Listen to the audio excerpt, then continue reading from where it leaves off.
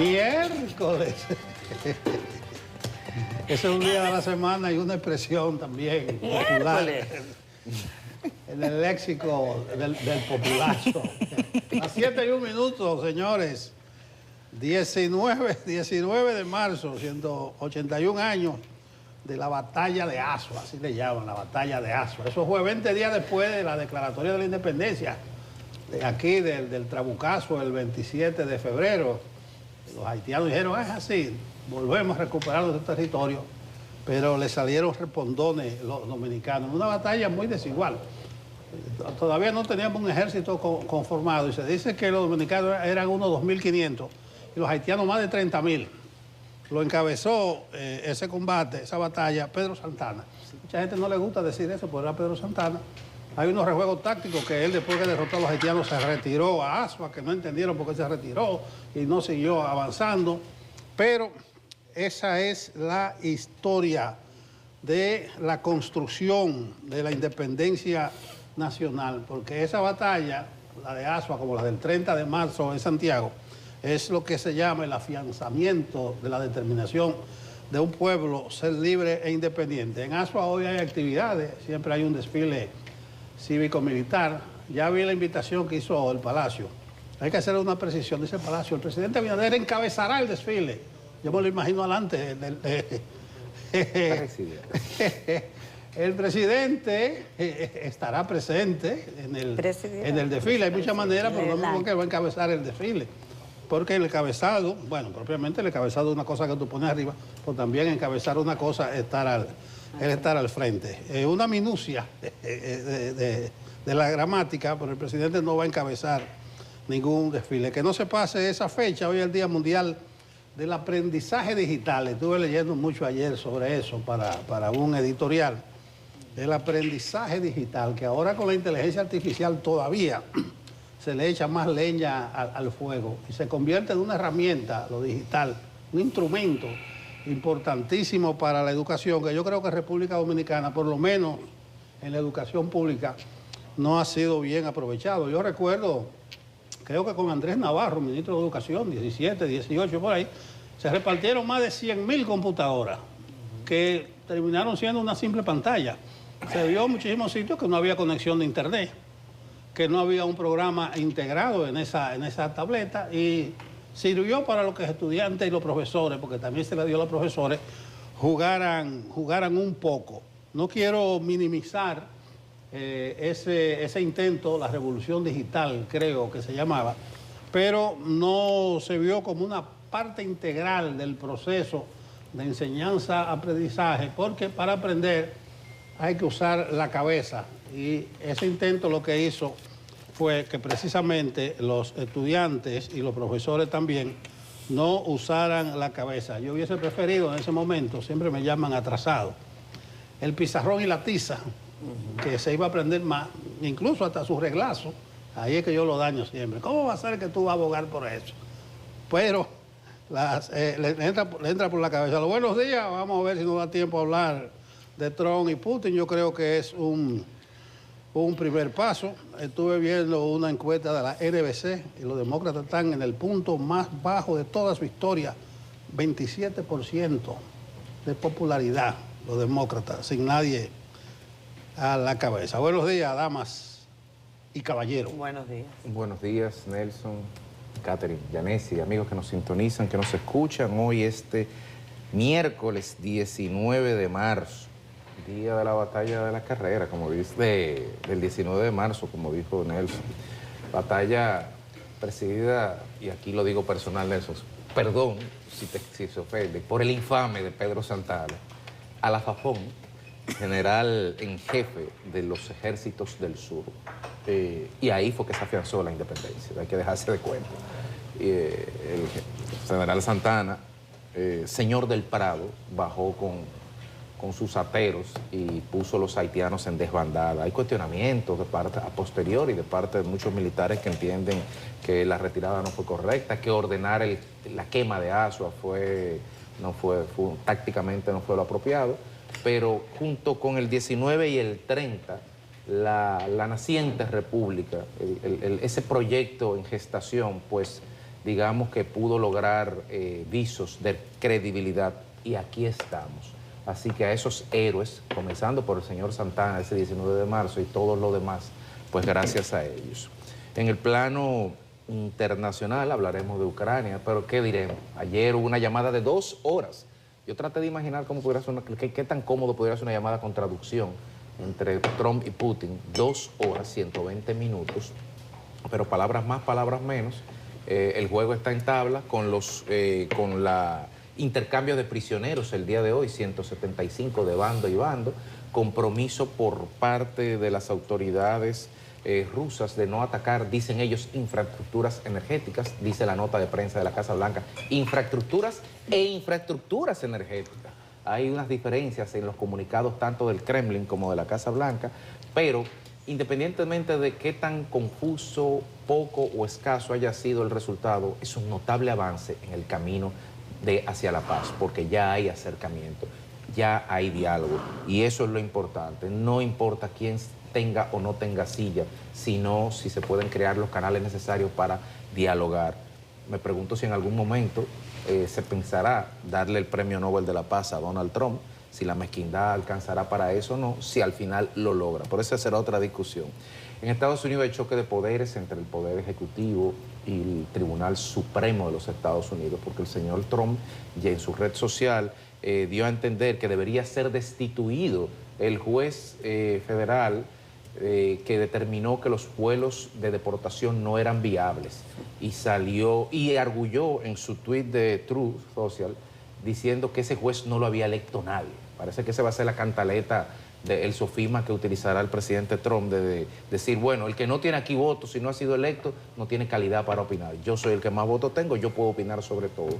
Y salió a defensa de ese juez federal, el presidente de del Supremo estadounidense, diciendo que no es así, que hay 200 años de tradición republicana que establecen claramente la separación de poderes. Hay que recordar que algunos tratadistas y doctrinarios establecen que Estados Unidos es el país donde gobiernan los jueces. Y yo creo que independientemente de que, las diferencias de poder no se notarán a nivel político partidario por las razones que acaba de señalar Nelson en el Partido Demócrata, sino que se verá la fortaleza y robustez del sistema y la institucionalidad norteamericana en ese conflicto entre esos dos poderes. En Gaza, en tregua, bueno, pues ayer hubo otro bombardeo masivo israelí y dicen los medios que fueron 400 muertos. Súmele a los 400 de ayer a los 300 de antes de ayer. Y usted me dirá de qué tregua y de qué paz estamos hablando con 700 muertos en apenas 2 días. Pero hay buenas noticias en el plano nacional. La misión del Fondo Monetario concluyó el día de ayer en una reunión con el gobernador del Banco Central, señalando que la economía, y que lo diga el Fondo Monetario no es poca cosa, crecerá este año 4.5% y se aventuró a decir que el año siguiente crecerá 5.1%. Destacando que esto es consecuencia de la robustez y los fundamentos de la economía dominicana, pero sobre todo, y esto le va a todos los gobiernos, por la práctica sostenida de políticas públicas a medio y largo plazo que han garantizado un entorno de estabilidad social, económica y financiera. En el plano mucho más terrenal, los accidentes de tránsito, señalan los principales medios del país, continúan dando agua que beber. 351 muertos en apenas enero y febrero. Eso es una epidemia, pero llama a preocupación lo que señala un importante medio diciendo que los haitianos se están manejando en las rutas de los carros públicos también sin documento, sin licencia y sin nada, y no pasa nada. Entonces cuando uno entiende, cuando uno ve eso, uno dice que la receta simplemente se está complicando y las autoridades no están haciendo nada, aunque en el Congreso reposa una iniciativa del diputado Tobías Crespo para conocer una modificación a la ley de tránsito. Muchas otras noticias estaremos viendo en el día de hoy a lo largo de esta jornada de Despierta con CDN. Buenos días. Buenos días, Fede. Buenos días, Nelson. Son las 7:10 de la mañana de este miércoles. Nelson le pone énfasis en el miércoles 19 de marzo, tal y como ustedes han ya expresado, día de la batalla de Azua, conmemoración de la batalla de Azua en la República Dominicana. Estaremos atentos a cómo se desarrolla esa actividad oficial en la que va a participar el presidente de la República. Ayer pudimos observar durante toda la jornada el proceso que se le seguía al joven Joshua Reeb en la Altagracia, en la provincia de la Altagracia.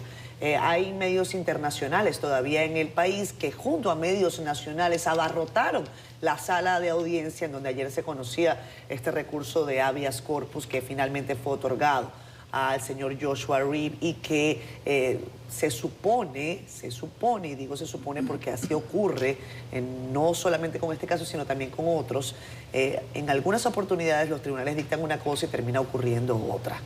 Y si no, díganselo a la policía, y no recuerdo cuál es el otro organismo del Estado, que pese a cualquier sentencia del Tribunal Constitucional, ellos deciden desacatarla y aquí no pasa nada. En fin, ese recurso de habeas corpus le devuelve al señor Joshua Reeb su libertad en totalidad.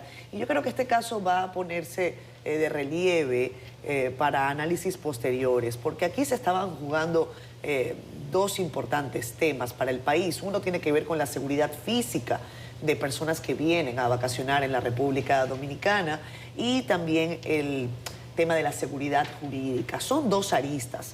La seguridad física, porque es cierto que esto no puede considerarse, no debía considerarse en el momento en el que en principio se trascendió la noticia y tampoco con el paso de los días, como un tema de orden público, ¿no? de criminalidad. Nada de eso, es un evento aislado, no tiene rasgos criminales según han dicho las autoridades, que hasta ahora no han acusado a nadie, por lo tanto sostenemos ese principio. Y por el tema de la seguridad jurídica, porque un joven durante 14 días estuvo en un hotel del país atendiendo a distintas invitaciones, interrogatorios, vigilado 24 horas, sin acceso a su pasaporte, sin poderse ir a su país cuando nadie le había acusado de nada. Entonces, evidentemente, hay quienes dicen, es que si él no estaba en un cuartel, él no estaba preso. Ajá, ¿y cómo se movía? ¿Y cómo salía? En efecto práctico, ese joven estaba detenido. Ese joven estaba privado de sus libertades. Y eso fue lo que ayer dijo el juez en la Altagracia y en Higüey, que dijo, devuélvanle todos sus preceptos de libertad a este joven, no tengo ningún elemento para probar hasta ahora lo contrario. Miren, con relación a lo que ocurre con las deportaciones en Estados Unidos, que continúa y que dice el señor Marco Rubio, por cierto, secretario de Estado de Estados Unidos, que por ejemplo en el caso de Venezuela, si no se aceptan a los inmigrantes, se podría pasar a un asunto de mayor cantidad de sanciones o de ampliación de sanciones para el país suramericano. Ayer estuve dedicándole un poco de tiempo a escuchar a las familias de algunos detenidos venezolanos que fueron trasladados al centro de detención llamado SECOT en El Salvador. Muchas de ellas daban incluso elementos, evidencias de que estos jóvenes, hombres todos, no pertenecen a ninguna banda como la llamada Tren de Aragua. Yo estoy muy pendiente de cómo se posiciona la opinión pública, sobre todo la opinión de los líderes políticos al respecto. A mí me llama particularmente la atención que un gobierno como el de Maduro diga que aquí hay que respetar derechos humanos, que aquí hay que respetar garantías, que aquí hay que respetar debido proceso. Entonces, bueno, lo que hay es que remitirse a los procesos judiciales que se han llevado hasta dentro de Venezuela. Y por el otro lado, veo una comunicación de la líder opositora, María Corina Machado, que a mí me ha dejado particularmente absorta, decepcionada, porque no es sino hasta el sexto párrafo, tercer punto de los que ella enumera, en donde ella dice que confía en el Estado de Derecho que rige a países democráticos y del que hoy carece Venezuela para que los venezolanos de bien puedan gozar de toda la protección y el amparo que les brinda la ley. Independientemente de la posición política que se tenga, yo creo que el principio de los derechos fundamentales no debe estar en cuestionamiento. Y si usted critica con ferocidad las vulneraciones del debido proceso que hoy le mantienen a usted en el ostracismo, en la escondida, porque teme por su integridad física, al igual que muchos de sus compañeros. Usted no puede poner en un sexto párrafo una comunicación para decir que se están violentando principios fundamentales, porque más la totalidad de esas personas, 290, que ni yo ni nadie tiene elementos para decir que son del Tren de Aragua, tampoco usted tiene elementos para decir que no lo son. Entonces, usted tiene que mantener un principio del que se carece en la actualidad, que es el mismo principio que hoy manifiesta el gobierno de Maduro, que es el principio de la coherencia. Usted no puede denunciar a un régimen por violar derechos y entonces a otro y al otro verlo, bueno, de lado. Yo puedo comprender asuntos de pragmatismo, de realpolitik, lo que usted quiera, pero hay asuntos que se ven con eso, con una situación de incredulidad, de que uno no entiende, ¿no? Uno no entiende por el camino que deciden tomar. Nada, en Colombia, compañeros, iba a hablar de lo del Fondo Monetario Internacional, pero ya Federico lo esbozó y lo vamos a hablar un poquito más adelante. Vi una declaración de la señora Francia Márquez que dice: a mí no me eligieron para guardar silencio. La ex vicepresidenta de ese país, recuerden, ella, viceministra de Igualdad. Viceministra, sí. Ella renunció hace unas 2 semanas, incluso en una carta. Al cargo de ministra. Renunció y ella entonces en una carta dijo que ella incluso hasta temía por su vida. Y bueno, así están las cosas en Colombia a efectos políticos. Que los suyos digan que se van porque incluso temen por su vida y porque el ambiente se tornó tan agrio que no se pudo sostener esa alianza. Compañeros, son las 7:17, 7:18 minutos de la mañana. Yanesi, buen día. Buenos días, Catherine. Buen día, Nelson, Federico, a ustedes que nos sintonizan. Primero, agradecer a Dios por la oportunidad de este nuevo día y especialmente por darnos la oportunidad de iniciar la jornada laboral junto a ustedes, que nos sintonizan a través del canal 37, en Instagram a través de CDN37, @CDN37, y también en Twitter o X a través de @CDN37. Ustedes han dado un resumen bastante completo, el 181 aniversario de la batalla del 19 de marzo en Asua, dirigida por uno de los personajes más contradictorios de la historia dominicana, Pedro Santana, y que fue la consolidación del proyecto de independencia, esa primera batalla que se dio en Asua. Aquí hay muchísimas batallas, hablando de política, como va Colombia, Catherine, como ustedes han referido los distintos temas de la agenda nacional e internacional, solamente quiero dar una pincelada antes de pasar a las portadas del Caribe y CDN a un hecho que ocurrió ayer en el principal partido de oposición, la Fuerza del Pueblo, que está inmersa en su proceso de renovación interna y ya concluyó la primera etapa, que tiene que ver con la reforma estatutaria. Y el 2 de este mes dio inicio al proceso de elección de las autoridades bajo el Congreso denominado Manolo Tavares Justo. En esa reunión de la Dirección Central, ellos acordaron escoger a las nuevas autoridades, 3 cargos en sentido general: autoridades nacionales, el presidente, vicepresidencia y secretaría general, con un padrón compuesto por los presidentes de comités de base, los miembros de las direcciones medias, presidentes provinciales, municipales y miembros de la Dirección Central. En total, habían hecho una evaluación y construido un padrón de alrededor de 87,000 votantes.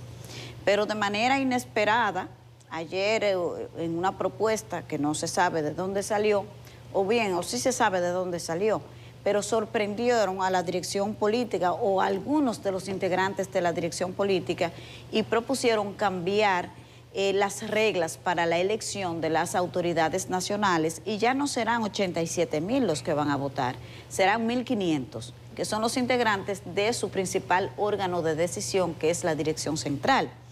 De manera impresionante, los partidos políticos aquí trabajan permanentemente para seguir generando desafección. sale siempre en las encuestas como la gente ya prefiere declararse independiente y la mejor expresión de esa creencia es el nivel de abstención, que en los últimos 2 procesos electorales se ha disparado en un 16%, al caer hasta un 45%, 46% en las últimas elecciones. Entonces, los enemigos de los partidos políticos no es la estrategia del presidente Luis Abinader de preferir personas desvinculadas políticamente de los partidos, o sea, de la política partidaria, ni es la sentencia del Tribunal Constitucional sobre las candidaturas independientes. Los enemigos de los partidos políticos son sus propios dirigentes, que actúan en función de unos intereses que nadie sabe de dónde salen, no se entienden, porque ahora la Fuerza del Pueblo ha reivindicado a Danilo Medina. Salió del PLD, dividió al PLD, hizo que ese partido perdiera el poder. Entonces hoy reivindican el accionar de Danilo Medina, a ese hombre que ellos tanto criticaron. Pero a favor de Danilo Medina hay que decir que sus acciones para conservar el poder y ahora para mantener el control del PLD tienen sentido, porque es una guerra por el poder. Y dice a Maquiavelo que el fin justifica los medios. Pero, ¿y la Fuerza del Pueblo qué razón tiene para accionar de esa manera y para mutilar la democracia interna? Ese partido tiene 5 años de fundado y su militancia nunca ha votado para nada. Esas autoridades fueron electas de dedo y según ellos son provisionales y tienen 5 años ya de manera provisional. Y cuando se abocan a hacer una mínima votación, entonces sin encontrar una justificación que valide esa decisión, le cercenan el derecho al voto para que lo elijan 1.500 porque es un ambiente controlado y allí lo que se sabe es que en la apariencia lo que hay es una batalla por la Secretaría General que nadie sabe a qué obedece que se corra tanto riesgo, porque hay un tema de, ¿cómo se llama? Riesgo en economía, costo-beneficio. ¿Por qué pagar un precio tan alto de ponerse de espalda a la sociedad dominicana, de espalda a la propia militancia y dirigencia de ese partido, a cambio de qué? Es la pregunta que queda en el aire. Vamos a tratar este tema un poco más adelante porque ahora vamos a las portadas de El Caribe y CDN con nuestro compañero Francisco Medrano. Hola, muy buenos días, Yanesi. Saludo a todo el equipo de Despierta con CDN y por supuesto a los amigos que están en sintonía con nosotros a esta hora de la mañana. Vamos de inmediato a colocar en su pantalla la portada de este miércoles del Caribe. Lo hacemos con el ministro administrativo de la presidencia, Andrés Bautista García, quien participó en la entrevista especial del Caribe CDN. Allí explicó que a 8 meses de asumir el cargo ha trabajado para evitar actos de corrupción. También en noticias políticas, la cúpula de la Fuerza del Pueblo ha cambiado las reglas para elegir cargos dentro del partido. En materia económica, el gobernador del Banco Central, Héctor Valdés Albizu, se reunió con una misión del Fondo Monetario Internacional para concluir el Staff Visit del organismo multilateral. Vamos ahora a la contraportada del periódico El Caribe, o antes compartimos una importantísima información que estamos viendo en pantalla precisamente en estos momentos y se trata, pues, bueno, sí compartimos la contraportada del Caribe precisamente porque vamos a hablar de deportes. Hablamos de los Delfines del Este que mostraron el secreto del éxito de la Copa de la LDF. Cuentan que la sinergia entre refuerzos y una comanda de juveniles es lo que les ha dado buenos resultados en la presente temporada del torneo. Ahora compartimos con todos ustedes nuestro portal digital www.cdn.com.do. Aquí usted puede conocer otras importantes informaciones como esta de legisladores que afirman que el nuevo Código Penal será aprobado en esta legislatura con más de 100 nuevas tipificaciones delictivas. En otras notas, el juez del juzgado unipersonal de la provincia de la Altagracia acogió un recurso de habeas corpus preventivo en favor de Joseph Stephen Wright. Es el joven que es la persona de interés de las autoridades en la desaparición de la turista Sudicia Conanqui. Y cerramos las principales de CDN Digital con el exponente de música urbana Aderly Ramírez Oviedo, mejor conocido como Rochi RD, quien permanece apresado presuntamente por varias pastillas encontradas en su vehículo. Así que todas estas informaciones pueden ser ampliadas en nuestro portal www.cdn.com.do. Nosotros invitamos que también adquieran una edición impresa del periódico El Caribe para que estén completamente informados. Es todo de nuestra parte, continuamos con más en Despierta.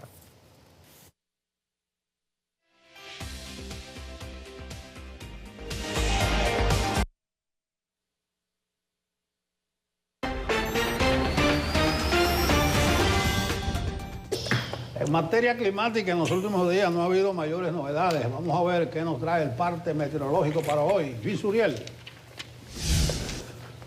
Muchísimas gracias, muy buenos días. Vamos a conocer las informaciones meteorológicas porque ya tenemos la influencia del Frente Frío número 33 en República Dominicana. Ese fenómeno atmosférico desde anoche ha impulsado un flujo de vientos desde el norte y desde el noroeste, así también impulsando esas temperaturas muy frías hasta nuestro país. Anoche y durante la madrugada se han desarrollado y se han sentido temperaturas muy frías, sobre todo hacia la zona montañosa y hacia la región del Cibao. Así seguiremos durante las próximas noches y madrugadas porque la masa de aire polar se quedará con nosotros al norte del Caribe por lo menos hasta el viernes. El frente frío ha venido acompañado de una débil vaguada que se mueve hacia Puerto Rico y anoche generó algunas lluvias dispersas hacia la región del Cibao y en algunas comunidades del litoral caribeño. Para hoy tendremos una reducción en cuanto a estas precipitaciones porque ya empezará a alejarse en las próximas 24 horas el sistema frontal. No obstante, este sistema de baja presión que está acompañando al frente frío estará generando alto oleaje, comenzando hoy desde Puerto Plata hasta Punta Cana, olas entre 7 a 9 pies de altura. También mañana tendremos fuertes marejadas en esa zona de nuestro país, en la medida que el sistema de baja presión siga moviéndose hacia el Atlántico Central. No se esperan lluvias de importancia durante las próximas 24 a 48 horas, porque también tendremos el dominio de un sistema de alta presión que viene detrás de estos fenómenos atmosféricos. Y será para el fin de semana que un nuevo sistema frontal pueda salir desde Estados Unidos, el Frente Frío número 34, que se ubicará al norte de la región del Caribe, y así estará generando un incremento de la nubosidad y posibles lluvias durante el fin de semana en nuestro país. Estas han sido las informaciones meteorológicas. Ahí está el parte de Luis Uriel. Una masa de aire polar, un frente frío, una vaguada que se acerca, pero no hay mayores novedades en el frente. Regresamos con más de Despierta con CDN, son las 7:35 minutos de la mañana. A ustedes gracias por estar con nosotros. Leemos rápidamente sus comentarios porque hoy tenemos mucho contenido en el programa. Hay una entrevista con el ministro administrativo de la Presidencia, Andrés Bautista, entre otros invitados que tenemos hoy acá. Delio Samuel Marmolejo Frica nos saluda, gracias Delio. Cibao Alonso, Mercedes Esteves también nos manda buenos días. Alejandro Ramírez está con nosotros. Catherine Nelson, Federico Yanesi, el señor Trump es peor que Daniel Ortega y que Nicolás Maduro, ya que hay muchos que estaban emocionados con su victoria, ya se arrepintieron por votar por él. Yo lo dije y lo sigo diciendo, Trump es un lobo vestido de oveja. Un abrazo desde Suiza. Héctor Franco está con nosotros, nos dice, nuestra política se nutre de personajes folclóricos. Las denominadas pensadas ahora son suplementadas con las de los pollitos y gallos dentro y fuera del gallinero. Nada. Los sueños son ratificados y respaldados. Qué bien le queda ese blackout fashion. Eso es a Yanesi. Ah. Sí, claro. Gracias, Héctor, un abrazo. Josefina Taveras dice, buenos días, bendiciones desde San Pedro de Macorís. Por acá, José Ramírez, dice que José Milillo Ramírez, desde Usby, bueno, no sé, US, será Virginia, puede ser. Buenos días, que hoy es su cumpleaños. Hola, José, feliz cumpleaños, felicidades, que todo lo mejor te acompañe en tu jornada y que te traigan buenos regalos, abrazos, salud, cariño para ti. Con nosotros está también, Jeffrey Rodríguez, que pide que le mandemos un saludo a la familia Rodríguez Peralta desde Las Terrenas. Un saludo a esa familia linda. También está por acá Francisco Marte. Yulisa está cumpliendo con unos objetivos fundamentales. Después le vamos a comentar. Pero ella está muy bien, gracias a Dios. Jocelyn Martínez, Dios les bendiga también desde el kilómetro 14 de la autopista Duarte. Con esto cerramos los comentarios en Facebook Live. Son las 7:37 minutos de la mañana. Bueno, entrando en noticias con relación a este caso de la desaparición de la turista india Sudhika Konansky, la sala unipersonal de la provincia de la Altagracia acogió el recurso de habeas corpus sometido por la defensa del estadounidense Joshua Reed y ordenó el cese de cualquier amenaza a su libertad emprendida por las autoridades en el transcurso de la investigación sobre la desaparición de la joven. Veamos. Esa investigación tiene que hacerse como hasta ahora yo entiendo que se ha hecho, bajo el marco de la mayor legalidad posible. Aquí en el día de hoy se ha escuchado la palabra testigo. Ha sido un hecho controvertido que todas las partes, específicamente el Ministerio Público como una de las partes accionadas y las demás, así como la representación legal de la parte accionante, la palabra testigo. El testigo es una persona que puede aportar a un proceso. La víctima es aquella persona que ha recibido el daño. El imputado es aquel que en principio se le imputa un hecho y una vez el Ministerio Público deposita su acto conclusivo de la acusación en un juzgado de la instrucción, ya cambia de imputación a acusación. El Ministerio Público tiene que llevar a cabo su investigación. Nosotros, como hemos dicho, bajo ninguna circunstancia vamos a coartar ese derecho que constitucionalmente y procesalmente le asiste. Ahora bien, la parte accionante del señor Dr. Escribe River, un testigo. Si es un testigo, entendemos que todos y cada uno es un derecho. Bueno, con relación al caso también, el vocero de la Policía Nacional, Diego Pesqueira, informó que pese a la carta de los padres de la joven india desaparecida, a través de la cual se solicitan que sea declarada fallecida, aún así las indagatorias deben de continuar. Daniel Reed nos dice más sobre el tema. La familia de Sudhika Konansky decidió poner punto final a todo el velo de misterio que arropó la desaparición de su hija durante varios días. Así lo expresan en una comunicación remitida a la Policía Nacional, donde el caso lo dan por cerrado. No, la carta fue remitida a la policía. Desconocemos si hay otra comunicación. Claro que sí, porque ya es una carta pública. Aclarando desde la institución del orden que aún las investigaciones podrían continuar durante los próximos días. La policía es auxiliar del Ministerio Público. En tal sentido, prosigue las investigaciones hasta tanto el Ministerio Público, que está a cargo, en este caso la Procuraduría, determine cualquier otra situación. Y afirma que declarar muerta a la joven india desaparecida es competencia de otro estamento del Estado. Esa parte la maneja otro estamento ya del Estado. Nosotros confirmamos la veracidad de la comunicación de la carta. Los abogados del joven Joshua Rives sometieron este lunes un recurso de habeas corpus para evitar que el Ministerio Público lo detenga. D'Angelo Reed, CDN. Bueno, simplemente señalar que fuera de lo desgarrador de esta tragedia en el plano personal y familiar, tanto para la familia de la joven como de las personas de Joshua también, las personas que están vinculadas de manera directa al caso. Señalar que aquí hay aspectos legales que van más allá de lo personal, que deben de ser debidamente ponderados. pese a que los padres de la joven india solicitaron mediante carta por escrito a las autoridades que fuese declarada muerta, que es una manera también de cerrar el ciclo o de comenzar dignamente el ciclo del luto, de la perspectiva de la tragedia familiar. La legalidad del Estado implica, como dio a entender el coronel Pesqueira, que debe ser a través de otro instrumento. Es una ley, estábamos hablando Yanesi fuera de cámara, en el caso de los desaparecidos de San Cristóbal, con aquella explosión, fue a través de una ley que se pudo declarar la muerte. En ausencia de un cadáver, usted no puede expedir un acta de defunción. Entonces, ahí hay un vacío legal que, bueno, se puede entender las declaraciones que dijo el señor Pesqueira al respecto. Y simplemente para finalizar, señalar que aquí también está en juego la visión de la institucionalidad que subyace detrás de toda esta gran oferta turística que tiene República Dominicana.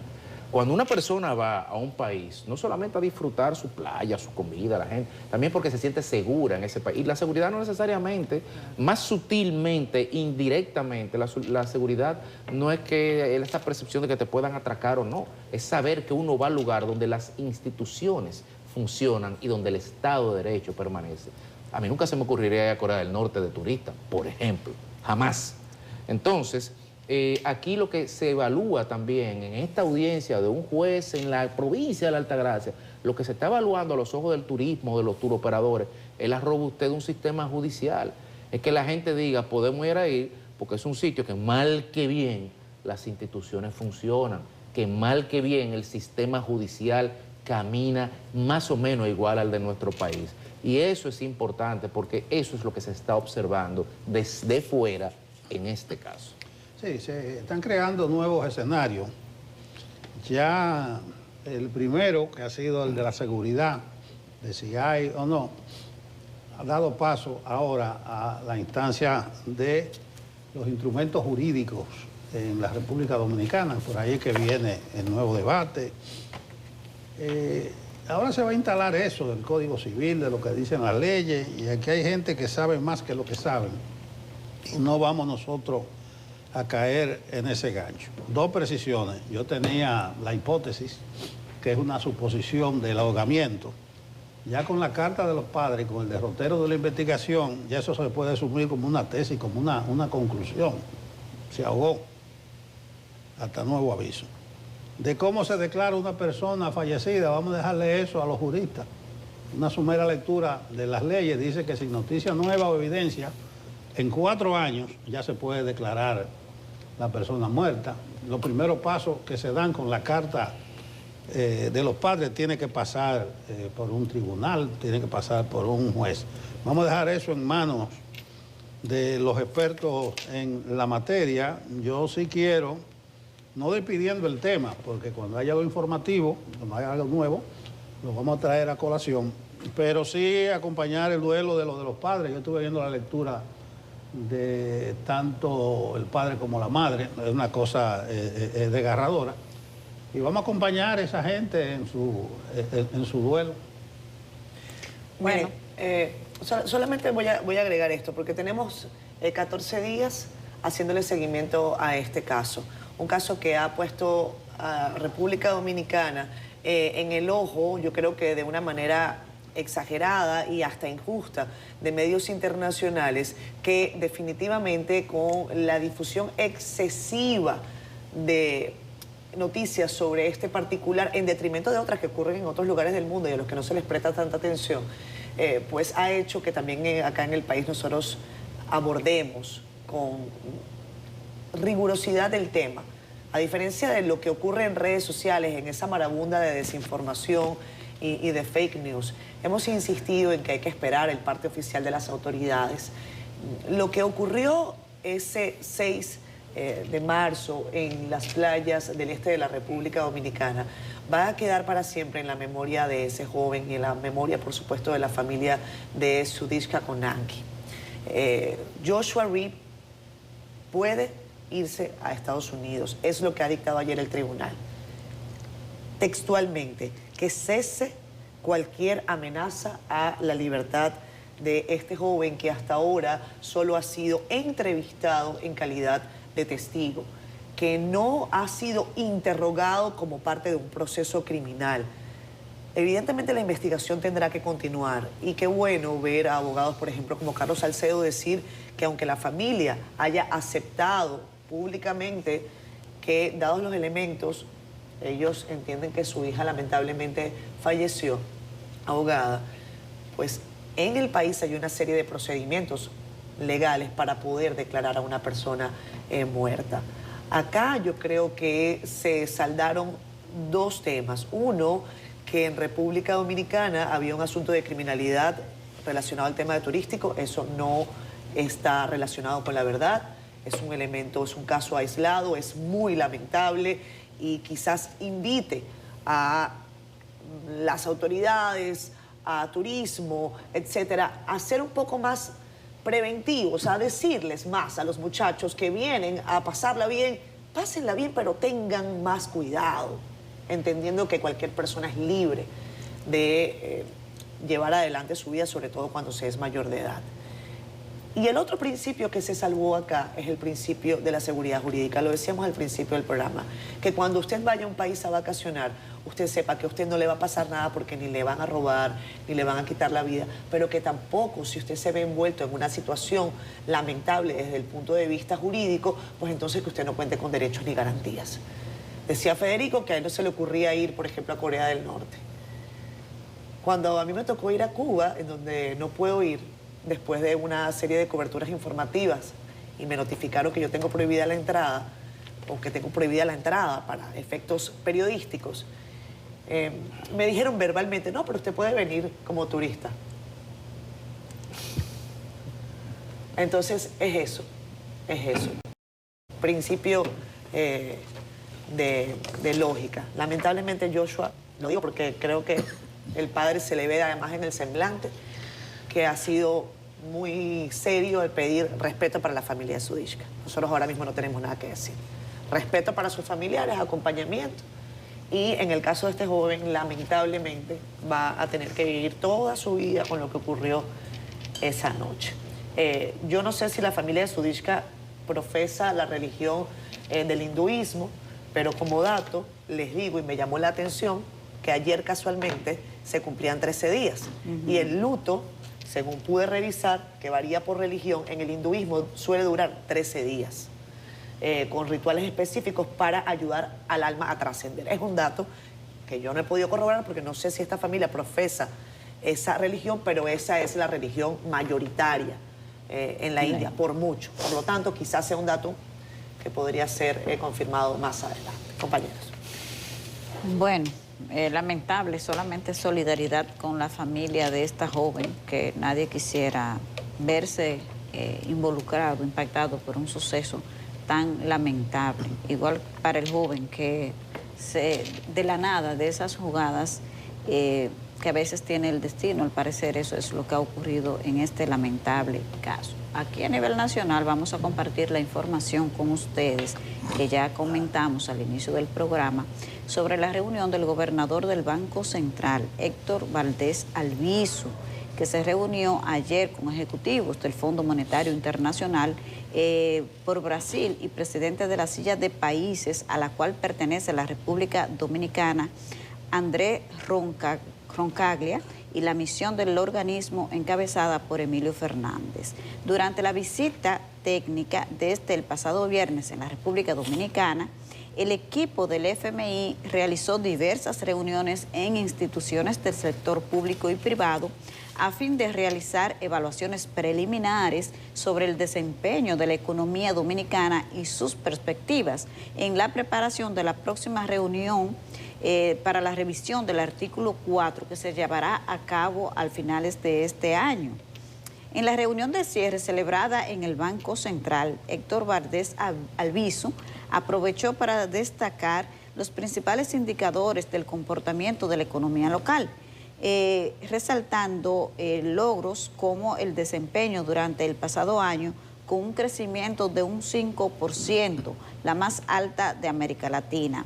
También resaltó que el control de la inflación que ha permanecido durante los últimos 15 meses en el rango meta de 4% o más o menos 1%, ubicándose en 3.56% la inflación interanual a febrero de este año. Así que buenas noticias, vamos a ver la receta del Fondo Monetario Internacional al final. Es momento de ir a una pausa, ya regresamos en Despierta con CDN. Regresamos con más de Despierta con CDN. A ustedes gracias por estar con nosotros. Hoy es miércoles, tenemos entrevista especial conjunta del periódico El Caribe y nuestra casa CDN para compartir a continuación con el ministro de la Presidencia, el señor Andrés Bautista. Gracias por estar con nosotros. Es un placer recibirle acá en este espacio. Gracias a ustedes por permitirme estar en este espacio tan visto en este país. El placer es nuestro. El administrativo, ¿verdad? Administrativo. El administrativo. Sí. Andrés, ministro, amigo. Así es. Este es un país pequeño, pero el aparato del Estado es grandísimo y complejo. El ministerio a su cargo tiene muchas responsabilidades, muchos tentáculos, vamos a decirlo. Realmente el Ministerio Administrativo, como su nombre lo indica, tiene que ver con la administración de la parte de la presidencia. El presupuesto, el Ministerio Administrativo de la Presidencia tiene un pequeño presupuesto y la Presidencia de la República tiene otro presupuesto. Entonces, la responsabilidad del Ministerio Administrativo de la Presidencia es el manejo de esos recursos en el sentido de que las peticiones, que son muchas, que llegan a la Presidencia, tienen que canalizarse a través del Ministerio Administrativo. Esto indica que tenemos una responsabilidad grande en cuanto al seguimiento, a lo que son las ayudas que se le dan a los alcaldes, a los directores, a las iglesias, a las asociaciones sin fines de lucro, para eventos. Cuando hablo de las iglesias, hablo de la iglesia católica, las iglesias evangélicas. O sea, una serie de demandas, clubes, que realmente tienen que canalizarse a través del Ministerio Administrativo. Y eso obliga a una responsabilidad grande en cuanto a esa cuestión. Además, mediante decreto, el presidente de la República dispuso que que el Ministerio Administrativo, o sea, que regule o observe y trate de regular lo que tiene que ver con los viajes de los funcionarios, los viáticos y una serie de cosas que ayuden a reducir las posibilidades de gastos excesivos en una serie de cosas, fiestas, eventos y esas cosas. Entonces es una responsabilidad grande porque tenemos que cuidarnos y cuidar lo que tiene que ver con los recursos que maneja el presidente de la República. Pero eso ha generado más burocracia también. De hecho, he escuchado algunas personas decir que es súper engorroso organizar un viaje desde algún ministerio con un funcionario porque hay que esperar todas esas aprobaciones del ministerio administrativo. Mira, todo lo que conlleva, lo que significa controles, no son agradables. No son agradables. Y, por ejemplo, una medida que nosotros propusimos ahora fue, se acogió mediante decreto, que para los viajes nosotros creemos que no hay necesidad de que sean más de 2 personas. Y cuando sea una necesidad, porque hay eventos y hay ministerios, direcciones que tienen una representación del país, sencillamente se puede hacer una excepción. Pero hemos tratado de reducir lo que tiene que ver con los viajes, la salida, porque algunas veces realmente quizá iban un poquito más de lo que debían ir. Pero allá eso es asunto de trámite rápido. A veces, ¿qué sucede? Que a un funcionario representa o deja para el último momento quien le maneja la burocracia para viajar, deja para último lo que tiene que ver esos trámites y por eso entonces algunas veces están un poco atareados. Por allá ese proceso se hace rápido. Ministro, el gobierno del presidente Abinader ha puesto en marcha la estrategia del gobierno contigo, aunque en esos encuentros se observan los titulares de las principales instituciones presentes. Me imagino que muchas de las demandas que se presentan en esos encuentros van a caer para su gestión al Ministerio Administrativo de la Presidencia. Me gustaría conocer en detalle qué ustedes tienen sobre eso, cómo se canalizan las respuestas a esas demandas y cómo va ese proyecto y si ya tienen identificado el próximo encuentro. Mira, definitivamente todos tenemos que entender que las necesidades son infinitas y que las posibilidades son finitas. La mayoría de las cosas que se han solicitado, unas son para ejecutarlas porque están en la programación de las diferentes instituciones. Por ejemplo, obras públicas, lo que tiene que ver con caminos y carreteras y calles, y así las otras. Hay otras peticiones que no están en el presupuesto y que serán ejecutadas, incluidas en el presupuesto del año que viene. Y hay otras que son de gran impacto, pero de pocos montos, que pueden ser canalizadas precisamente con los fondos de la presidencia, pero esas son las de bajo monto. En definitiva, lo que se busca es ver cuáles son las necesidades más sentidas de esa población para ver cómo se enfrenta en el presente y en el porvenir, porque no es posible hacerla toda este año, sino que se programa para los próximos presupuestos. Pero la intención es de responder a las necesidades objetivas, reales de la comunidad. Ministro, como parte de su propuesta de racionalización del gasto y del tamaño del Estado, el presidente en septiembre del año pasado anunció la supresión de algunos ministerios e instituciones. Entre esos ministerios está el administrativo de la presidencia, que será reconvertido a secretaría. ¿Cuál es el estatus legal de ese proceso?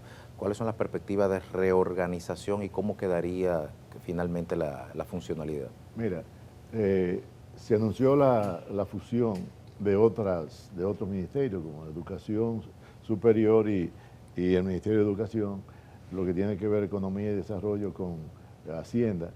Y cuando se habló del Ministerio Administrativo de la Presidencia, cambiar el nombre, porque es que las funciones son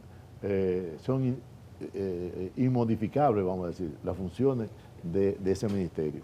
Pero eso todavía no está en ejecución y posiblemente no se ejecute en este periodo. Lo que sí se está en proceso es lo que tiene que ver con educación y el de Economía y Desarrollo. Ministro, usted fue el primer presidente del Partido Revolucionario Moderno y pasó un tiempo fuera de funciones gubernamentales. Usted también fue senador de la provincia de Espaillat, presidente del Senado. Pero yo quiero su análisis del PRM de hoy. Ahora que ya el Partido Revolucionario Moderno, aunque sus siglas tengan moderno, ya no es un partido nuevo. Es un partido que ha logrado, además, estar en el gobierno durante 2 periodos al menos. Y quiero su diagnóstico del partido, del primer presidente del PRM, al partido que hoy gobierna la República Dominicana. ¿Cuáles son los principales retos y las principales dificultades de la organización partidaria?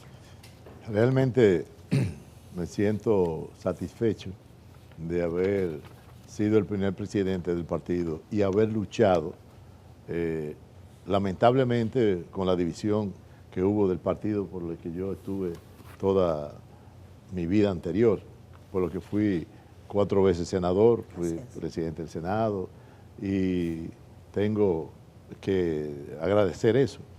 Sin embargo, siento la satisfacción de que pudimos dar ese paso y logramos ese bypass para formar el Partido Revolucionario Moderno, que ha sido uno de los partidos que más rápido ha logrado la toma del poder, que es el objetivo de un partido político.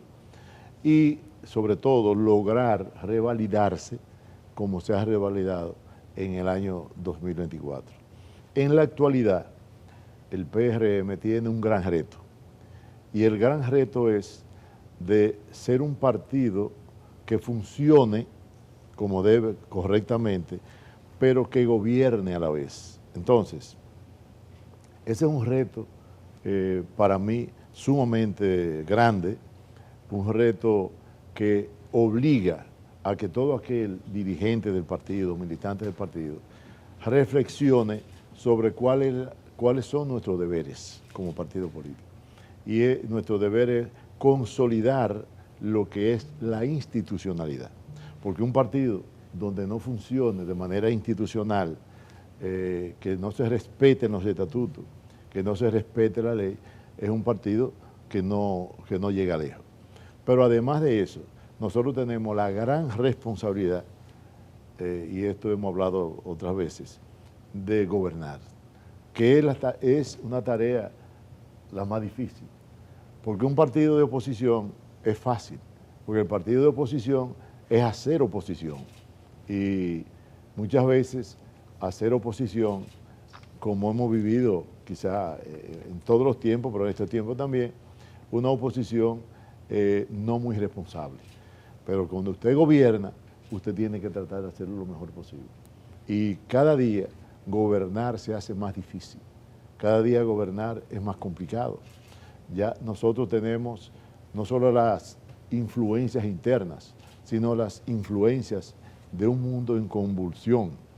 El PRM asumió el presidente Luis Abinader la gestión de gobernar en este país en la situación peor, creo yo, que el gobernante alguno haya tenido que asumirlo. Primero la campaña y después con el COVID. A uno se le olvidan las cosas malas y las buenas también.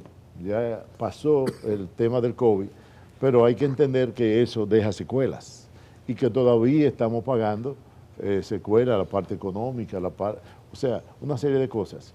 Y reitero, gobernar en cualquier tiempo ha sido difícil, pero en esto es peor. Además, anteriormente, los medios de comunicación eran los medios formales. Hoy, lo que sucede en cualquier rincón del mundo, y más en cualquier rincón del país, se sabe a nivel nacional. Aquí hay un asunto, y sabemos cómo las redes se utilizan. Los estudios que se han hecho hablan de que el 70% de lo que sale en las redes es de dudosa credibilidad. Sí. Entonces, nuestra mayor responsabilidad es gobernar y hacerlo bien. Entonces, eso nos obliga a nosotros como partido a estar cautelosos de que no se vaya de nuestras manos lo que es el objetivo fundamental, y es gobernar, hacerlo bien, y la parte institucional. Si perdemos el respeto entre nosotros, si la lucha por posiciones dentro del partido o la lucha por ser candidatos nos arropa, definitivamente estaríamos cometiendo el peor error. Nosotros no estamos solos, nosotros estamos en un mundo cambiante y en una sociedad cambiante. Entonces tenemos que tener cuidado, mucho cuidado, y esa es mi mayor preocupación. Y mi reflexión es a mis compañeros que todos tenemos derecho a elegir y ser elegidos, pero todos estamos obligados a respetar la ley, a respetar los plazos y no ponernos muy contentos. Si nos pasamos de contentos, puede ser que nos perdamos de rumbo, y eso no debe ser. Andrés, déjeme tratar de identificar cuáles son las tareas prioritarias del Ministerio Administrativo. Usted lo esbozó algo al principio, pero no lo ubico con claridad. ¿Cuáles son las urgencias que tiene el Ministerio sobre la mesa? Y si hay alguna inmediatez. Por ejemplo, ustedes tienen un presidente 24/7. Y hemos entrevistado funcionarios que dicen que el presidente dispone de tal cosa y hay que salir corriendo a veces. Una estafeta del Banco de Reserva en tal sitio. ¿Le ocurre al ministerio a su cargo eso? Por ejemplo, yo recuerdo en el anterior gobierno, el último del PLD, que si pedían una guagua a los estudiantes de tal sitio, tenía que estar cerca un funcionario para que apareciera esa guagua. ¿Tiene el Ministerio Administrativo esas urgencias y cuáles son las prioridades? Le voy a poner un ejemplo, Nelson. En tiempos pasados, el presidente estaba en Elías Piña Allí. Allí en Elías Piña. Sí. Un domingo, me parece que era domingo, sí. Y sucede que en Elías Piña han sucedido algunos incendios y no había camión de bomberos. El presidente está en una reunión. Yo ese domingo estaba en Moca y me llama el presidente de qué se puede hacer. Ahora, ni yo sabía que comprar un camión de bomberos era tan complicado. Y después uno se pone a pensar que un camión de bomberos no aparece en un dealer. Sale a ver aquí en el país de qué dealer está vendiendo un camión de bomberos. Para comprar y para importarlo, eso hay que mandarlo con tiempo a mandarlo a hacer. Entonces, ¿qué me dice que qué podemos hacer? ¿Tú sabes lo que yo tuve que hacer? Usando las relaciones personales con el alcalde de Moca, que hay 3 camiones de bomberos, pedirle un camión de bomberos hasta que se compre otro y mandarlo. Y en la madrugada mandamos el camión a Elías Piña, el camión de bomberos, para que estuviera allá. Entonces, son de las cosas, o que un alcalde solicita una serie de cuestiones, hay que estar alerta, porque el presidente no tiene hora. El presidente te escribe a ti o te llama a las 12 del día o a las 12 de la noche, o a las 5 de la mañana. O sea, ahí no hay horario.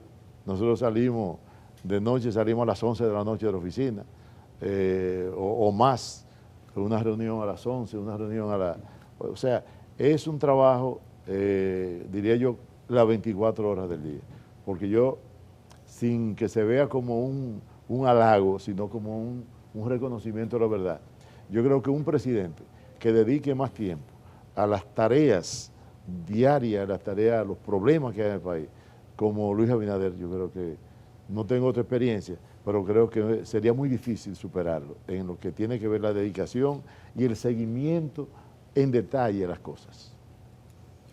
Ministro, aparte de todas estas funciones administrativas que tiene, como su nombre lo dice, Ministerio Administrativo, ¿tiene ese ministerio planes, proyectos que pueda mostrar en una rendición de cuentas? ¿Qué hace ese ministerio? No, fuera de todo esos, de firmar papeles, de ordenar cosas. Decía que nosotros tenemos que dar seguimiento a los recursos. Por ejemplo, a un alcalde se le asignan unos fondos para la construcción de un cementerio, o de una funeraria, o la construcción de un parque. Nosotros tenemos un equipo que se llama la Dirección de Desarrollo, que tiene que velar por el uso efectivo de esos fondos. Y nosotros tenemos que ir a darle seguimiento y a la entrega por ejemplo, se va a entregar un camión de bomberos, un camión compactador de residuos sólidos. Eso hay que darle seguimiento. O sea que es una tarea que va más allá de la simple burocracia de firmar. Porque antes tenía los domingos de sorpresa, como el presidente me dijo. Esa es la visita sorpresa. Sí, la visita sorpresa. Ahora son visitas públicas. Públicas. Y planificadas. Ya. Aquella se planificaba, pero era sorpresa. Ministro, la oposición con frecuencia tiende a criticar al presidente Luis Abinader, al gobierno en sentido general, porque dicen que hacen muchos anuncios de planes, proyectos que luego no se cumplen, especialmente con lo que tiene que ver con las obras públicas, que las inauguran sin terminar, por etapas. ¿Qué usted tiene que decir a esa crítica tan recurrente de la oposición? Mira, yo no sé cuál se ha inaugurado sin terminar, porque una de las cosas que el presidente tiene en cuenta es eso. Y te voy a poner un ejemplo. El presidente me encargó de una universidad en Boichío, San Juan de la Maguana. ISA, hacer una extensión de ISA Santiago, ISA Boichío.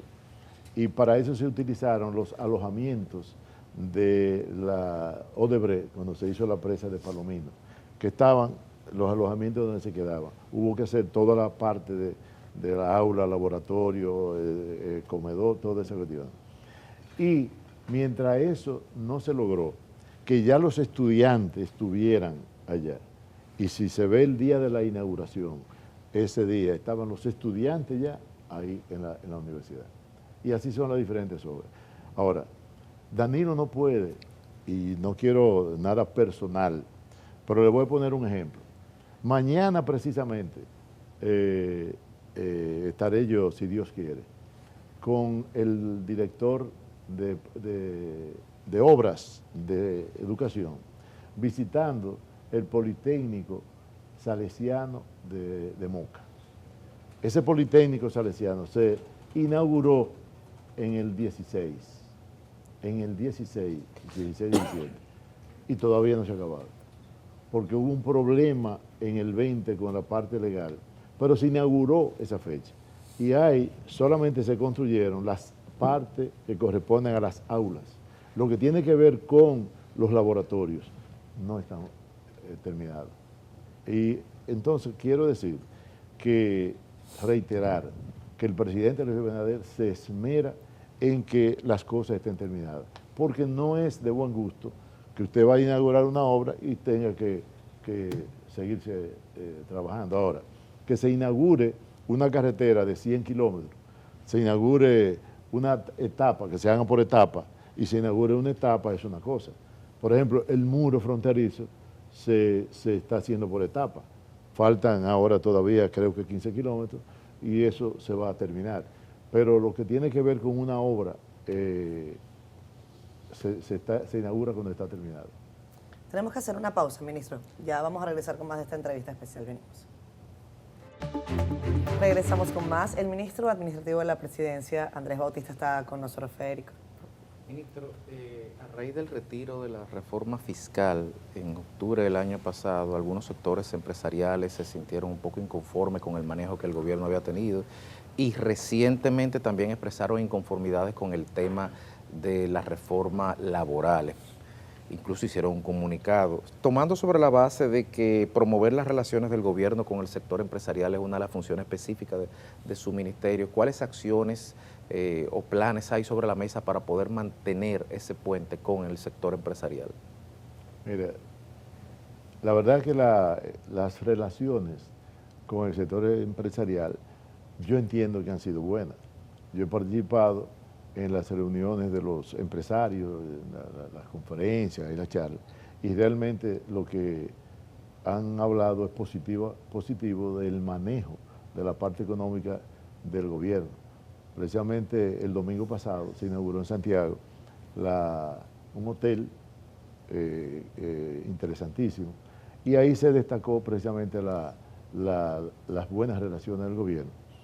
Y yo creo que el hecho de que el año pasado la economía creciera en un 5% es una demostración de que la economía va funcionando y la parte privada es determinante. Pero ver que la inversión extranjera fue de 4.500 millones de dólares, eso demuestra la confianza que tiene tanto el sector privado nacional como el sector privado internacional por el país, el manejo que se le está dando.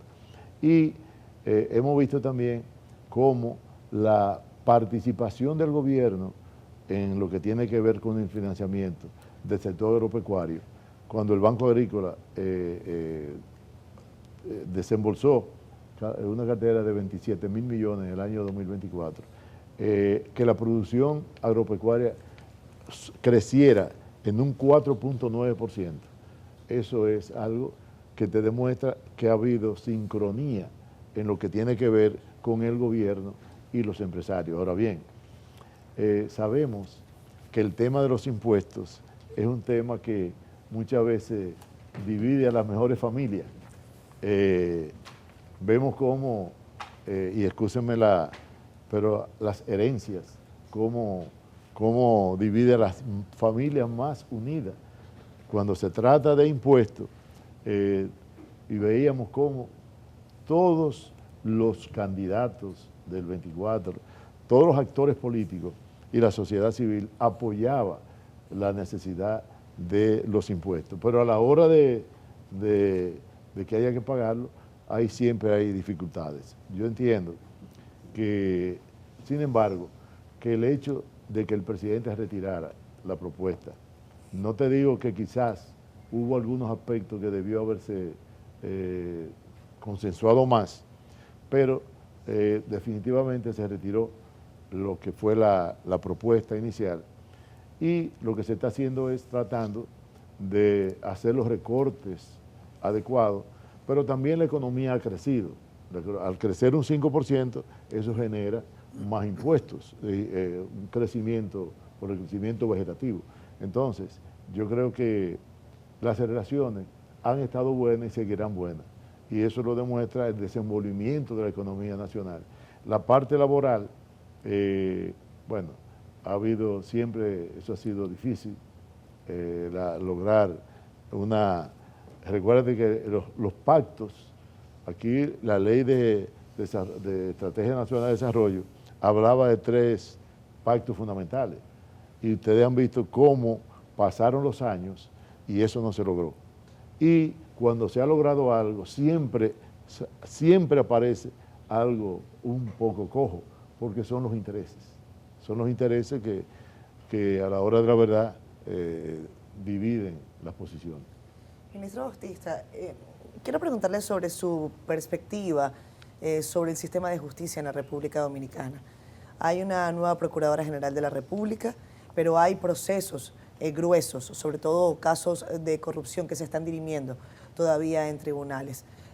Por la experiencia personal que usted ha vivido, puede darnos cuenta de lo que significa estar en un proceso. Y recuerdo que usted amargamente hablaba sobre el tema de lo que significaba emplearse durante años en un proceso, aún siendo inocente, y tener que demostrar en justicia que no es que usted era culpable, sino que usted tenía que pasar 4 años, 3 años para decir que era inocente. Otros podrían estar atravesando por el mismo escenario.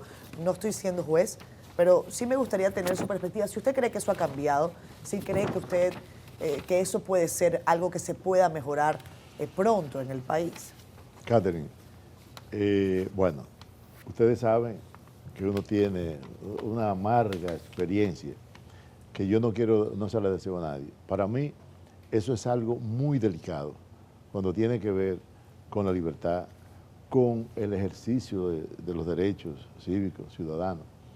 Yo entiendo que la justicia en este país tiene que cambiar, o sea, el tiempo, yo creo que hay que buscar la manera de que los procesos sean más cortos, que los procesos dejen de ser una especie de espectáculo y se constituyan en una tarea donde usted no tenga que estar sometido por las dos partes, porque por parte del Estado, la dedicación de tiempo, horas de trabajo, los recursos, y por la parte por la otra parte, es totalmente difícil. Yo creo que hay que trabajar en eso, hay que mejorar el tema de la eficiencia en lo que tiene que ver la investigación y lo que tiene que ver el trabajo de los jueces, o sea, tanto del Poder Judicial como del Ministerio Público. No estaría jamás de acuerdo en que los procesos se alarguen de esa manera. Yo creo que es una tarea que hay que abocarse. El Poder Judicial, un poder independiente, tiene que ver de qué manera se puede disminuir esos plazos y que las cosas se simplifiquen de tal manera. Uno ve cómo en Estados Unidos y otros países del mundo las cosas fluyen mucho más rápido. Aquí cualquier asunto es un proceso largo, los incidentes, las cosas. Yo creo que los fiscales tienen que ver cómo se resumen más la acusación y los jueces son más veloces en lo que tiene que ver con la toma de decisión. Precisamente en ese aspecto, el presidente Medina recientemente dijo que por ser hermano suyo es que están persiguiendo a varios de sus familiares. O sea, dice que hay persecución política. No sé si se puede establecer una diferencia de antes o ahora. Yo sé que usted ha dicho que el Ministerio Público ahora es independiente, pero ¿cree usted que ha habido persecución política contra esa familia? Mire, yo no digo que, yo aseguro que es independiente, o sea, el Ministerio Público no recibe instrucciones de nadie. Tiene plena libertad de actuar acogiéndose a la ley, a la Constitución y sobre todo a la ley del Ministerio Público. Eso yo no comparto, eso que plantea el expresidente, porque yo digo lo contrario. O sea, en su gobierno sí hubo persecución política. Ahora, en este gobierno no hay persecución política. No hay la más mínima intervención del presidente de la República, ni de los funcionarios del presidente de la República en esa cuestión. Y no es porque sea, aquí no se toma en cuenta la familiaridad, aquí se toma en cuenta los hechos.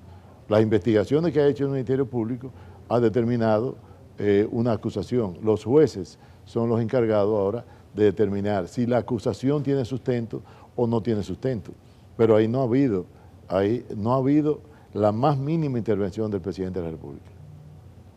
Y eso está demostrado.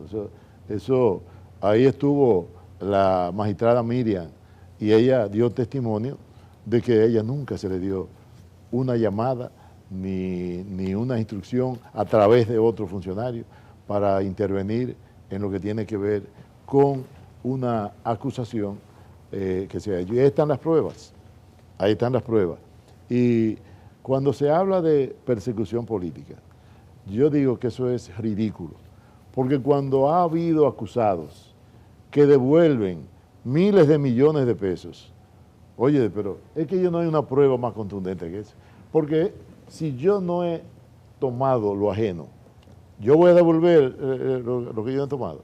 O sea, eso es una cosa, en la historia eso no se ha visto. Entonces, tratar de desvirtuar una realidad, eso es difícil, porque para mí es una prueba irrefutable de que usted diga, yo voy a devolver lo que yo tomo, parte de lo que tomo. Entonces, yo creo que eso es una defensa que no tiene asidero. Ministro, en el PRM ya se están preparando algunos grupos con sus aspirantes a la candidatura presidencial de la organización. Escuchábamos a doña Raquel también decir que tiene su sueño, ¿verdad?, de subir la escalinata como presidenta. Y a mí me gustaría saber de don Andrés Bautista, un hombre del partido, un hombre que tiene, ¿verdad?, conoce bien los cimientos de la organización, si ya está con uno de esos precandidatos, si está trabajando, si tiene su favorito ahí dentro. Albanelli, yo, y lo decía Catherine al principio, fui presidente, fundador del partido, y mi labor, desde que nosotros iniciamos el proceso de formación del partido, fue precisamente yo ponerme en el centro. ¿Por qué? Porque el PRM se forma de dos grupos. Por un lado estaba el grupo, Nelson, de Hipólito Mejía, y por otro estaba el grupo de Luis Abinader. Entonces, si yo me voy de un lado o del otro, yo pierdo calidad. Entonces yo tenía que estar en el centro para yo poder tener calidad moral y política para demandarle respeto a los estatutos. Entonces, ya a esta altura, yo no voy a estar en grupos. Si no estuve desde el principio, no voy a estar ahora. ¿Por qué? Porque estoy convencido de que el PRM necesita de árbitros. Yo voy a ayudar al presidente de la República, que tiene que ser árbitro, y a los demás dirigentes del partido, presidente del partido y otros, que decidan estar en el centro, no parcializado. Porque cuando no hay árbitros se destruye la disciplina. Cuando no hay árbitros se destruyen los partidos políticos. Y vemos la historia. Yo decía mi padre que el hombre bruto aprende con sus propios tropezones y que el hombre inteligente aprende de los tropezones de los brutos, pero que hay brutos tan brutos que no aprenden de sus propios tropezones. Entonces nosotros no vamos a ser tan brutos que no aprendamos de los tropezones. Muchísimas gracias, ministro. Gracias por estar con nosotros. La conversación va a continuar y el resto de la entrevista lo podrán ver en el periódico El Caribe, tanto en el espacio digital como por supuesto en las páginas impresas y en nuestra página web www.cdn.com.do. Vamos a pausa y venimos en breve.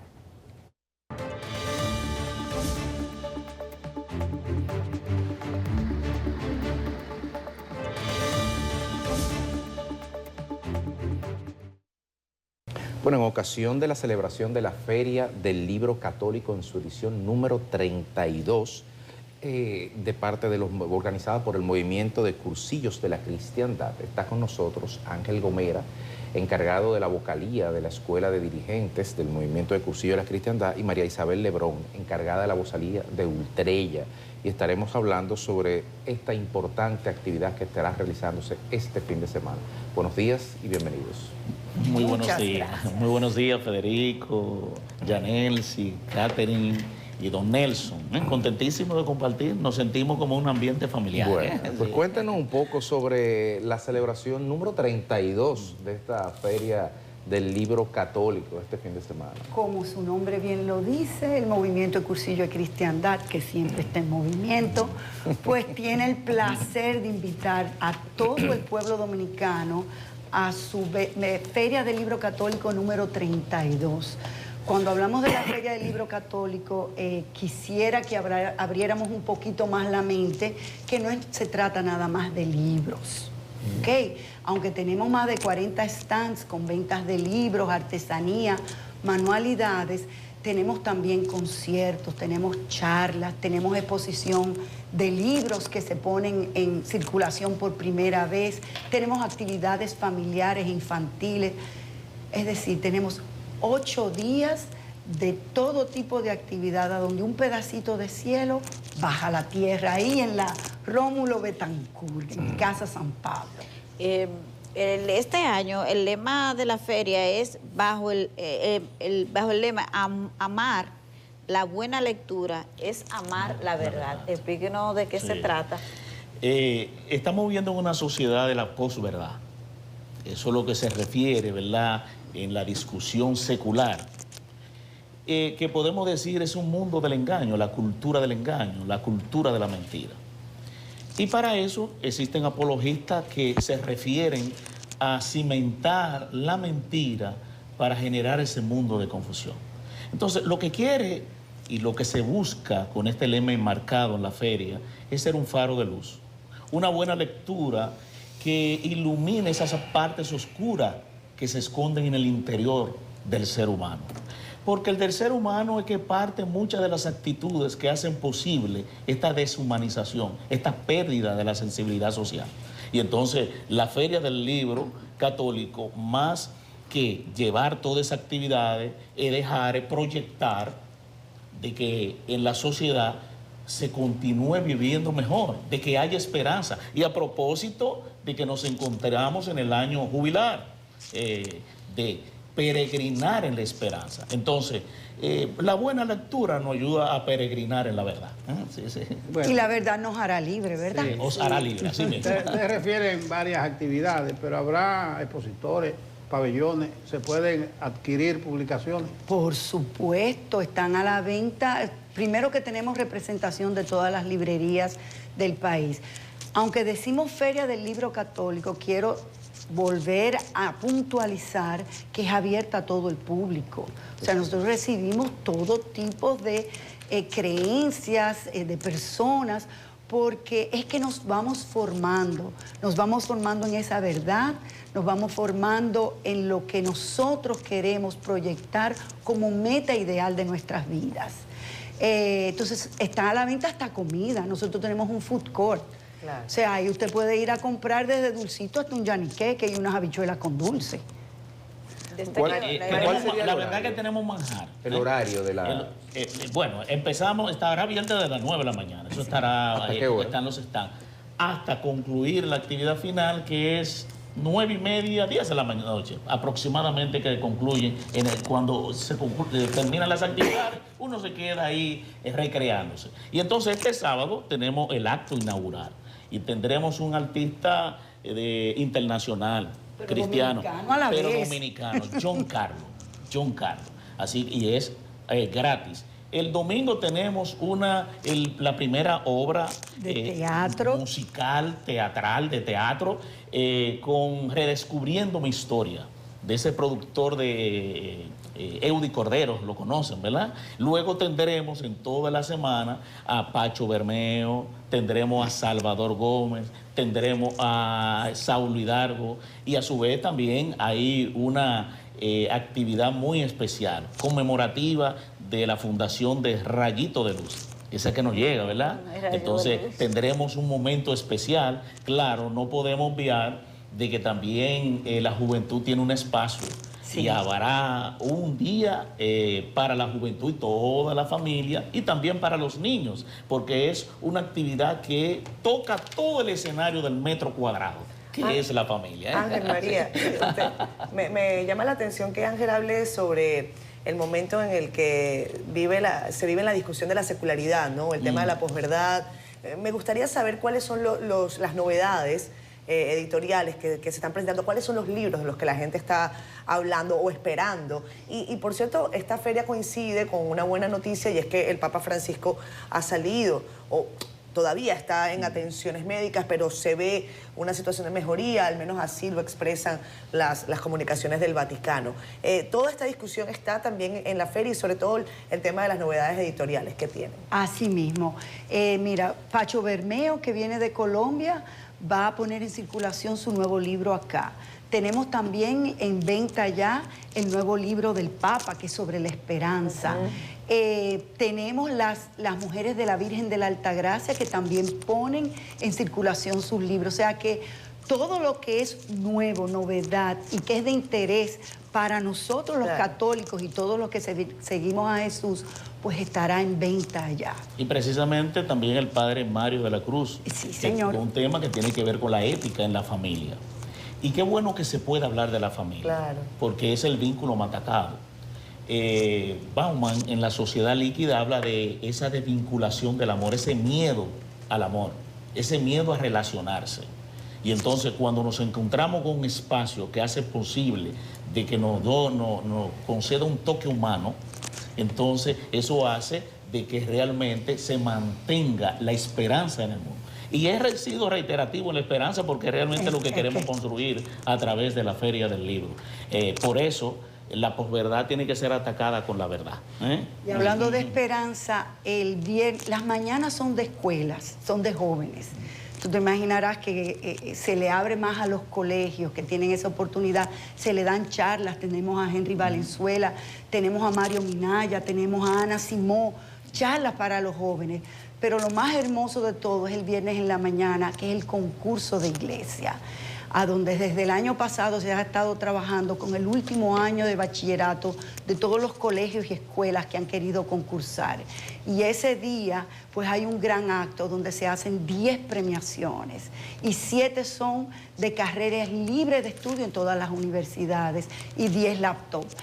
Llenar ese auditorio de Amancio Escapa, de esa juventud, que yo misma que soy la que llevo el monitoreo de ese acto y no sé quién es el ganador, yo no les voy a decir, o sea, es lo más escalofriante y emocionante que hay en toda la Feria del Libro, porque ahí es que yace nuestro tesoro, en esos jóvenes de ahí. Y darles la oportunidad, no solamente a ellos, sino a esos padres que han impulsado realmente a que ellos hagan esos trabajos. Mira, es el culmen de la Feria del Libro. Mira, un asunto aparentemente de forma. Me imagino que en la actividad, en el jardín, ahí estarán desplegadas las carpas y todas esas cosas en el frente. Ahí habría un problema de aparcamiento, entonces. No, realmente, porque usted nada más está enfocándose en el frente, pero Casa San Pablo sigue el parqueo hacia el episcopado y luego hacia el seminario. Sí, o sea que sí, contamos con parqueo. Y el suyo está guardado de manera especial. Nada más nos tiene que llamar. El acto inaugural, a las 6 de la tarde va a estar el arzobispo metropolitano de Santo Domingo. Sí, señor, y otras celebridades y también personas de ministerios del gobierno nos dan todo el apoyo. Y concluimos, sí, con un gran concierto de John Carlos que le canta al Señor. Bueno, ahí lo que tendremos buenas noticias. Ahora, para que sean verdaderamente buenas noticias, necesitamos su compañía. Estamos dándole el apoyo. Ay, gracias. Yo creo que a propósito del año jubilar, a propósito del libro del Papa, La Esperanza, a propósito de la salud del Papa, tal vez debió hacerse algún foro alrededor de eso, porque el Papa ha hecho muchos aportes. Sí, no, y que ha generado, y que ha suscitado mucha atención. Lo más probable... Son de la buena sorpresa. Todo está previsto, le podemos decir. El plan de Dios es perfecto. Es perfecto. Bueno. Y le puedo decir que la alegría que reina ahí no es algo que se compra. Gracias. No se compra. Bueno, nos vemos en la bendita Casa San Pablo. Gracias por las informaciones y sobre todo por poner a conocimiento del público esta invitación para que participen en esta Feria del Libro Católico a partir de este sábado y durante toda la próxima semana. Muchísimas gracias por estar aquí con nosotros. Y hablando de tiempo perfecto, se agotó del programa. Y en presencia de ustedes, nosotros vamos a despedir esta edición de hoy con la reiteración a la invitación a la edición número 32 de la Feria del Libro Católico, en la Casa San Pablo, desde este fin de semana.